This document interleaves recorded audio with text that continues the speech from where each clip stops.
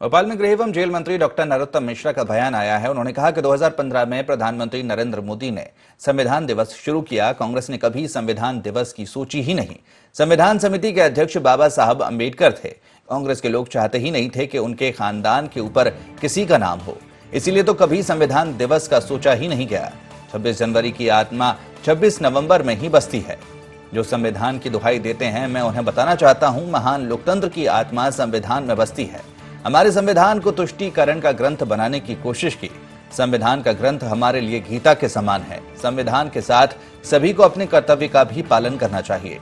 26/11 की बरसी पर शहीदों को नमन किया गया। पीएम मोदी के नेतृत्व में देश आतंकवाद वैश्विक लड़ाई लड़ रहा है।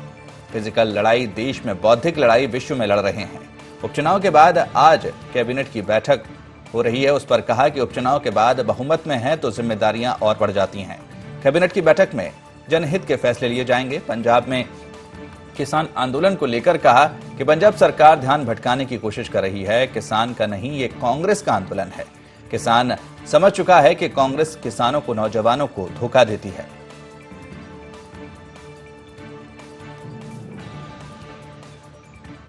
कांग्रेस ने कभी संविधान दिवस जैसी बात सोची ही नहीं, क्योंकि संविधान समिति के अध्यक्ष आदरणीय बाबा साहब अंबेडकर जी थे और वो चाहते ही नहीं थे कि उनके खानदान से ऊपर किसी का नाम हो, इसलिए कभी संविधान दिवस का सोचा ही नहीं गया।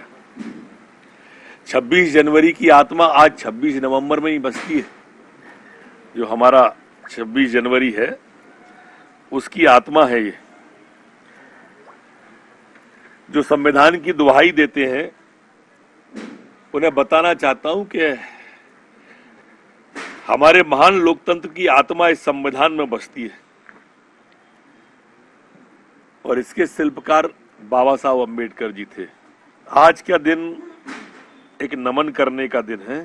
हमारे संविधान को तुष्टीकरण का ग्रंथ बनाने की जिनने कोशिश की, उनसे प्रार्थना भी है कि वास्तव में संविधान का सब पालन करें। और संविधान के साथ साथ आम जन से भी निवेदन है कि जिस तरह से संविधान का ग्रंथ हमारे लिए गीता की तरह है, उसी तरह से लोगों को अपने कर्तव्य का भी बोध है।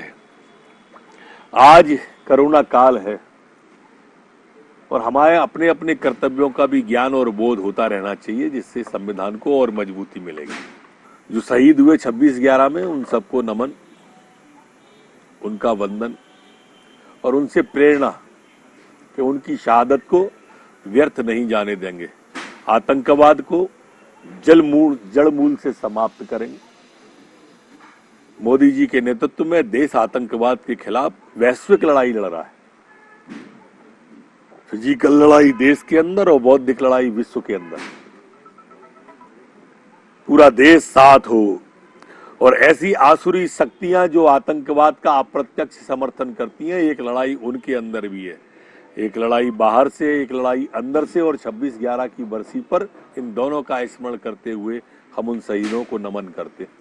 ये ध्यान भटकाने की किसानों की कोशिश है। किसानों का वोट कर्जा माफी के नाम पर वहां भी ले लिया मध्य प्रदेश की तरह, और कर्जा माफ नहीं किया।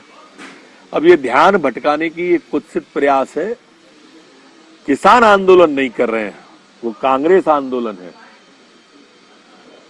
और इसलिए किसान समझ चुका है, पंजाब का और देश का भी किसान समझ चुका है कि कांग्रेस किसान को, नौजवान को, सबको धोखा देती है। बैठक है, उपचुनाव के बाद में है, बहुमत के साथ में है और इसलिए हमारी जिम्मेदारियां बड़ी हैं।